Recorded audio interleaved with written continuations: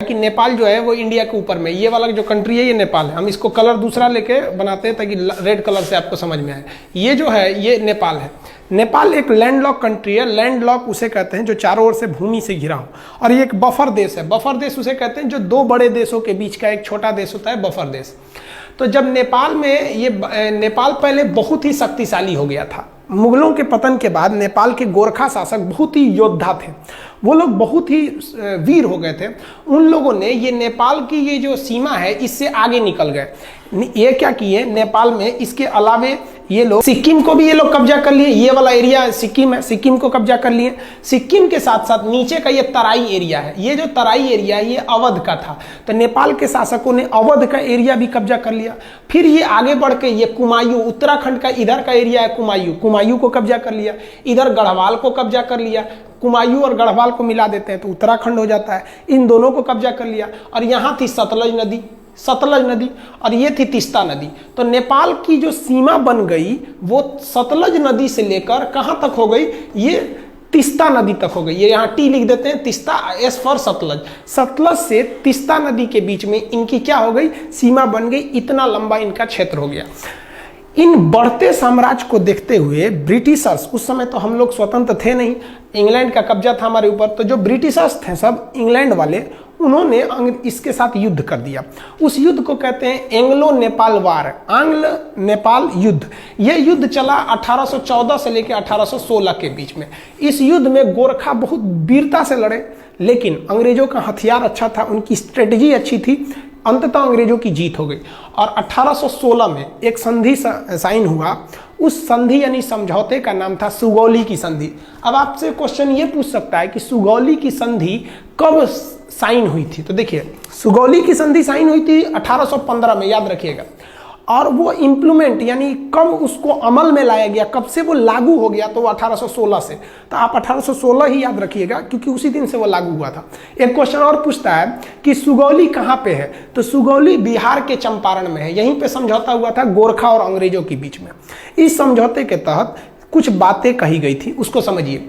इस समझौते के तहत कहा गया कि गोरखा लोगों ने जो गढ़वाल जीता है वो अंग्रेजों को वापस करे, कुमायूं वापस करे, तराई का क्षेत्र वापस करे, सिक्किम वापस कर दे। तो जब ये वापस कर देगा तो नेपाल की तो सीमा बदल जाएगी। अब सतलज से तीस्ता थोड़ी रहेगी जब ये वापस कर देगा तो। तब नेपाल की एक नई सीमा का निर्धारण किया गया जिस पर लेकर अभी विवाद चल रहा है। तो उस सीमा का नाम क्या है, तो समझते हैं हम लोग। आंग्ल नेपाल युद्ध में जब नेपाल की पराजय हुई तो अंग्रेजों ने नेपाल के लिए सीमा का निर्धारण कर दिया।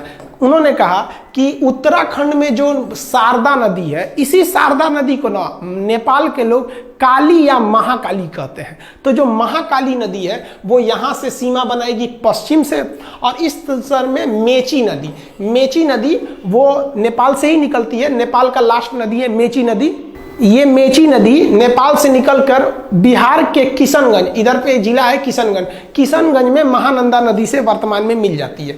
तो ये इधर में महाकाली नदी बॉर्डर बन गया और यहाँ पर मेची नदी बॉर्डर बन गया। इन्हीं के बीच में क्या हो गया भैया, नेपाल हो गया। और नीचे में त्रिवेणी, आप पता होगा बिहार के चंपारण में त्रिवेणी बांध है, तो नीचे में त्रिवेणी नदी। तो ये नीचे का एरिया था, वो विवाद का कारण नहीं है। वर्तमान विवाद का काम महाकाली नदी। तो आप समझ गए। अब बात समझते हैं ये क्या चीज है, काला पानी और ये लेपुलेख विवाद, इस सब के बारे में। तो इतना समझे। अब नेक्स्ट स्लाइड में हम समझते हैं, ध्यान से समझिएगा। ये जो ट्रीटी थी, ट्रीटी को अगर आप ध्यान से देखेंगे इस पे, तो हम आपको समझा दिए थे। इंडिया नेपाल के बीच में एंग्लो नेपाल वार 1814 से 16 के बीच हुआ। सिगौली की संधि चंपारण में है 1816 में। कौन कौन से एरिया वापस करना पड़ा था, गढ़वाल, कुमायूं, तराई और सिक्किम का एरिया। नदी कौन कौन सी हो गई, महाकाली नदी से लेके, महाकाली नदी यहाँ से और इधर में मेची नदी के बीच में ये हो गया था। आप भले इसका स्क्रीनशॉट ले सकते हैं। पहले जो नेपाल था, पहले का नेपाल की सीमा यहाँ पे क्या थी, सतलज नदी, और इधर में तीस्ता नदी। लेकिन बाद में क्या कर दिया गया, नेपाल की सीमा को, नेपाल के सीमा को यहाँ पे ये हो गया आपका नेपाल में इधर बना दिया गया मेची नदी को, कि भैया पूरब में आपका मेची नदी और इस साइड में महाकाली नदी। तो ये सुगौली की संधि के बाद का है। नेपाल कहता है कि भैया हम इसी को मानेंगे। तो विवाद कहां से है, इसको मानेंगे। तो समझिए इसके बारे में। हालांकि इसका स्क्रीनशॉट लेना चाहते हैं तो ले सकते हैं, नहीं तो आप एक नोट्स बनाते चलिएगा। विवाद का कारण क्या है, तो उत्तराखंड से हम लोग को मानसरोवर यात्रा की शुरुआत करानी थी हम लोग को। तो मानसरोवर यात्रा कैसे होगा, तो ध्यान से देखिए। मानसरोवर यात्रा के लिए हम लोग एक बहुत लंबा रास्ता तय करते थे। मानसरोवर जाने के लिए हम लोग सिक्किम के यहाँ पर एक दर्रा है जिसका नाम है नाथुला दर्रा। इस नाथुला दर्रा से हम लोग कैलाश मानसरोवर जाते थे। यहाँ शंकर जी का स्थान है कैलाश मानसरोवर पर्वत पर, महाकाल। तो यहाँ हम लोग जाते थे जो श्रद्धालु हैं। तो भारत सरकार ने सोचा कि क्यों ना हम इन लोग को उत्तराखंड के रास्ते पहुंचा दें। यहाँ पर भी एक दर्रा है जिसका नाम है लेपुलेख दर्रा। तो यहाँ से क्यों ना पहुंचा दे। आप खुद देखिए कि यहाँ से बहुत फायदा होगा, दूरियां घट जाएंगी। इससे एक और फायदा क्या हो जाएगा कि हम चाइना से फ्यूचर में जब कभी युद्ध होता है तो हम यहाँ से सेना भी पहुंचा सकते हैं, क्योंकि चाइना का भरोसा करना बेवकूफ़ी होगी। तो भारत सरकार ने यही सोचा कि भैया हम यहाँ सड़क बना देते हैं। तो भारत सरकार में जितनी भी सीमा पर सड़कें बनेंगी बॉर्डर पे, वो बनाने का काम करता है border road organisation BRO, border road organisation BRO। ये सेना के अंडर में एक संस्था है, यही काम करती है।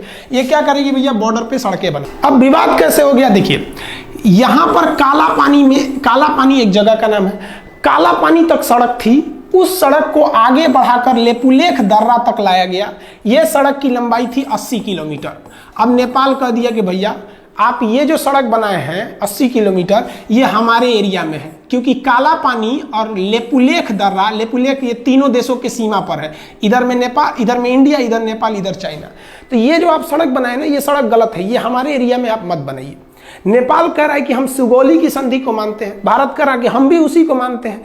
फिर विवाद कैसे हुआ समझिए ध्यान से।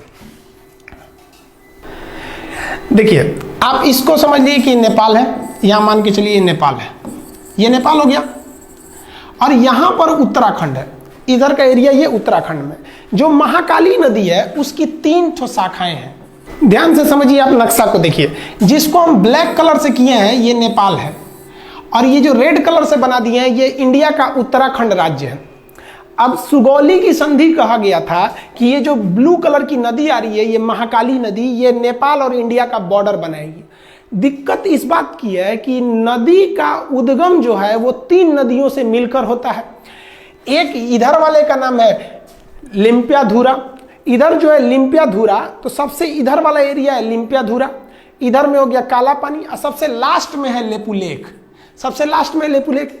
इंडिया कहता है कि जो महाकाली नदी शुरू हो रही है वो लेपुलेख से शुरू हो रही है। कहां से शुरू हो रही है? लेपुलेख से। इसलिए लेपुलेख से जब ये शुरू हो रही है तो इधर का पूरा एरिया मेरा हो गया। नेपाल क्या कह रहा है ससुरा कि जो महाकाली नदी शुरू होती है वो लेपुलेख से नहीं शुरू होती है। नेपाल कहता है कि यह लिम्पियाधुरा से शुरू होती है। लिम्पियाधुरा से जब शुरू होती है तो ये बॉर्डर होना चाहिए। यानी सारा का सारा झमेला ये इसी एरिया के लिए, ये हल्का सा जो एरिया इसको हम दूसरे किसी कलर से कर देते हैं, ये एरिया से विवाद है। सारा विवाद इसी एरिया को लेकर हो रहा है। अब आपको बता दें कि ये जो एरिया है, इस एरिया पर पहले से कब्जा इंडिया का है। ये जो ट्राई जंक्शन है तीनों का एरिया, इस पर अधिकार पहले से इंडिया का है। तो नेपाल कह रहा है कि भैया मेरा है, आप खाली करिए। नेपाल को ये गर्मी कहाँ से है भैया, इतना जुनून जो कभी हमसे आंख मिला नहीं सकता था, आज इतना बढ़ के बोलने लगा। समझिए इसके बारे में। तो ये समझ गए, बॉर्डर रोड ऑर्गेनाइजेशन ने एक न्यू सड़क बनाई थी। कहाँ से?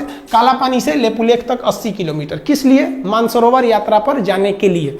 अब नेपाल ने एक नया नक्शा लगा दिया। नेपाल ने अपने नए नक्शा में लिम्पियाधुरा को, काला पानी और लेपुलेख, यानी ये पूरे एरिया को अपने नक्शा में दिखा दिया कि भैया ये पूरा एरिया नेपाल का है। इसने अपने नक्शा में दिखा दिया। इंडिया ने कहा भैया हम ये नक्शा को नहीं मानते, ये नक्शा गलत है। वो कहता कि नहीं, आप मानिए क्यों नहीं, ये सुगौली की संधि 1816 की बात है। तो आप समझ रहे हैं ना, वो उद्गम से एक झमेला है कि कहाँ से माना जाता है यहाँ पर। अब थोड़ा समझिए नेपाल ऐसा क्यों कर रहा है। नेपाल में अभी जो सरकार है वो सरकार है नेपाल कम्युनिस्ट पार्टी की। जैसे अपने यहाँ भारत में बीजेपी की सरकार है, उसी तरह फिलहाल नेपाल में नेपाली कम्युनिस्ट पार्टी है। ये चाइना की कम्युनिस्ट पार्टी से बहुत मैच करती है, दोनों की विचारधारा मैच करते हैं, इसलिए ये चाइना की ओर बहुत बह रहे हैं। और उसके प्राइम मिनिस्टर हैं KP शर्मा ओली। ये तो समझिए कि एकदम बैठे हैं चाइना की गोद में जाने के लिए तैयारी में। इनको समझ नहीं आ रहा है कि चाइना इनको बर्बाद करेगा। चाइना किसी को भी अपने डेफ्ट ट्रैप में बिछा लेता है, यानी कर्जा देकर उनको फंसा लेता है। इतना ना कर्जा दे देता है औकात से ज़्यादा कि ये कर्जा चुका नहीं पाते हैं। उसके बाद कहता है कि मेरा कर्जा लाइए, तो ये कुछ कर नहीं पाते, कहते नहीं है। तो चाइना कहता है तो मेरी बात मानिए। यही चाइना करना चाहता है किनके साथ? नेपाल के साथ। इनको शर्म नहीं आ रही, समझ में भी नहीं आ रहा है और शर्म भी नहीं आ रही है। कैसे? नेपाल चाइना के कहने पर ये सारा विवाद खड़ा किया है। और हद तब हो गया जब कल नेपाल के prime minister KP Sharma Oli ने क्या कहा, India spread corona virus in Nepal, यानी भारत के लोग नेपाल में कोरोना वायरस फैला रहे हैं। सोचिए, भारत के लोग फैला रहे हैं, हद हो गया भाई। हिंदुस्तान ने नेपाल को 2 लाख टैबलेट दिया था हाइड्रोक्सीक्लोरोक्विन का, 2 लाख टैबलेट दिया था नेपाल को पैरासीटामोल का, और वो भी उससे पैसे नहीं लिया था, गिफ्ट में दे दिया था कि भैया आप हमारे पड़ोसी हैं। और अमेरिका को हम लोगों ने पैसे में बेचा था। उस गिफ्ट का नतीजा ये है कि हम लोग कोरोना वायरस फैला रहे हैं। और क्या बोला ये केपी शर्मा ओली ने कि Indian corona is more lethal. Lethal मतलब होता है खतरनाक। मतलब इंडिया का जो कोरोना वायरस है वो अमेरिका, इटली और चाइना के वुहान वाले कोरोना से ज़्यादा खतरनाक है। हद है भैया आपका। ये है केपी शर्मा ओली, इनको समझ में नहीं आ रहा है। तो आप ये समझे ना कि लिम्पियाधुरा का मेन विवाद क्या है। लिम्पियाधुरा उत्तराखंड के पिथौरागढ़ जिला में आता है, यह समझ में आ गया आपको। अब आगे समझाते हैं और क्या चीज़ है। इसका स्क्रीनशॉट लेना चाहे तो ले सकते हैं।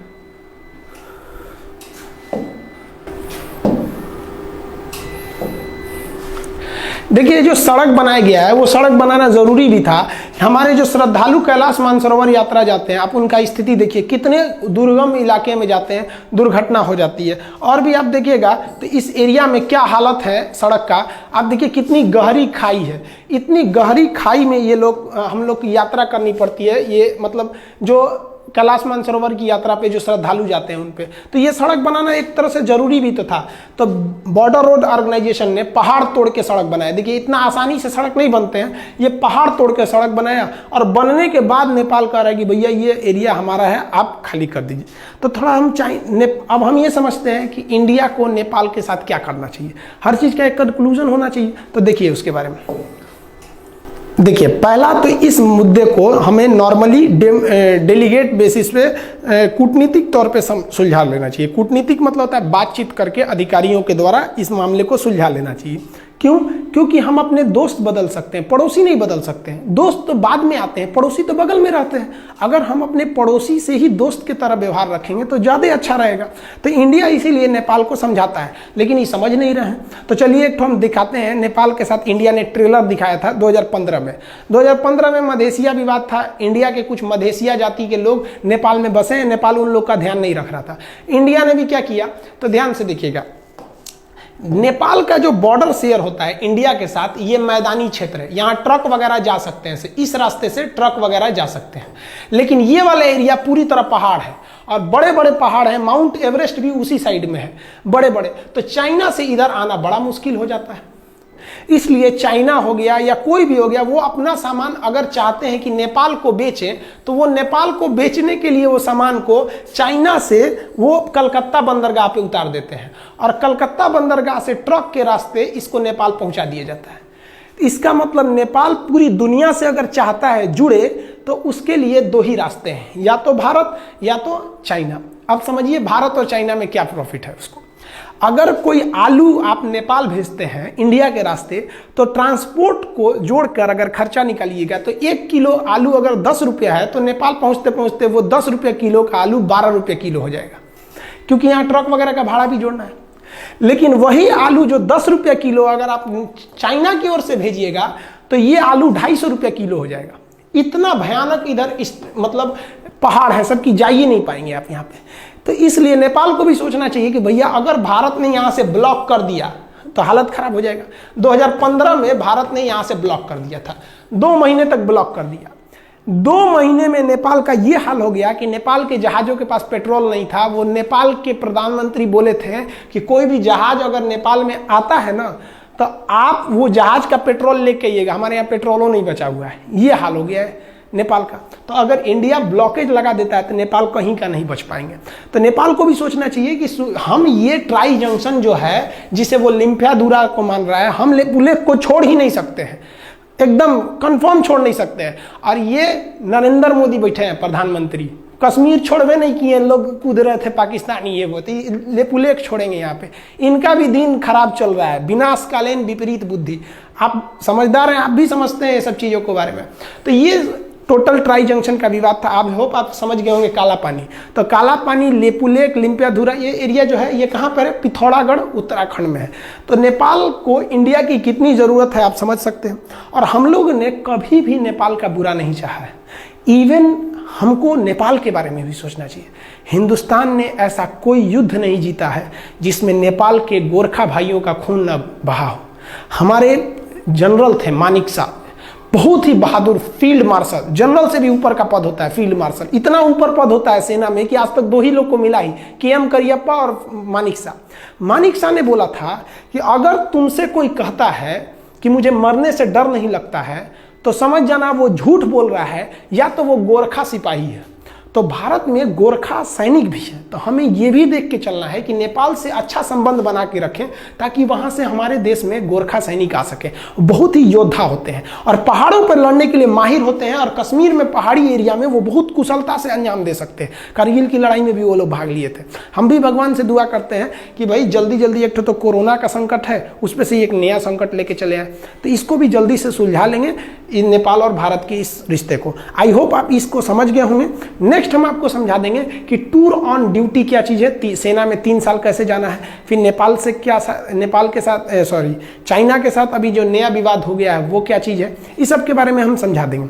वीडियो 5-6 दिन से नहीं डाल पाए एक्चुअली, बहुत लॉकडाउन के पीरियड में सबको बहुत सारे काम हैं। बहुत से ऐसे गांव हैं जहां पे गवर्नमेंट नहीं पहुंच पा रही है, उन लोग को भी खाना पानी देना रहता है। तो आपको भी अगर कहीं ऐसा लगता है कि कोई ज़रूरतमंद है तो आप भी वहां जाइए, हर काम छोड़ के वहां जाइए, क्योंकि बार बार अपने देश को सेवा करने का मौका आपको नहीं मिलेगा। यही वक्त है कि आप अपने कामों के बीच में से कुछ समय निकाल के उनको भी समय दीजिए।